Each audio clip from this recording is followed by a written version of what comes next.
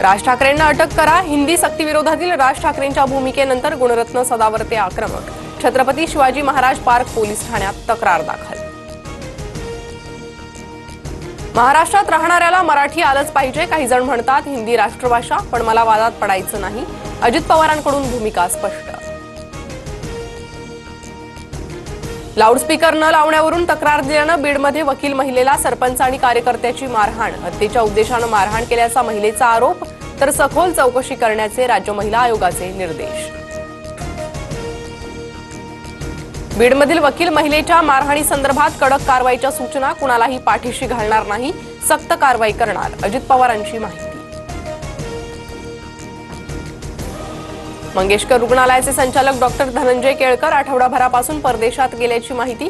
तनिषा भिसे मृत्यू प्रकरणानंतरच्या आंदोलनाच्या पार्श्वभूमीवर डॉक्टर केळकर परदेशात, सूत्रांची माहिती। अक्षय शिंदेला ज्यांनी गोळ्या घातल्या ते बडतर्फ झाले, पण एन्काउंटरचे ऑर्डर देणारे मजेत आहेत। एन्काउंटरचे आदेश देणाऱ्यांवर कारवाई झाली नाही, उद्धव ठाकरेंचा सवाल। पोलिसांनी माझ्या मुलाला मारायला नको पाहिजे होतं, परभणीतील मोर्चात बोलताना सोमनाथ सूर्यवंशी यांच्या आई भाऊक। राजकारण हे आता अंडरवर्ल्ड झालंय। महाराष्ट्राच्या कॅबिनेटमध्ये तर सर्वच अंडरवर्ल्ड। मुंबईत पुस्तक प्रकाशनातील कार्यक्रमात संजय राऊतांचं वक्तव्य। बिडवलकर हत्या प्रकरणी 2 वर्षांपूर्वीच वैभव नाईकांनी तक्रार का केली नाही। 2009 पासूनचे सिद्धेश शिरसाट आणि नाईकांचे सीडीआर तपासा, दोघांचे फोटो दाखवत निलेश राणेंची मागणी।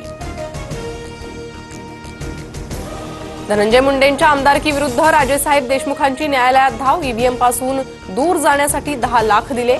कासलेंच्या मुंडेंवरील आरोपांनंतर देशमुख आक्रमक।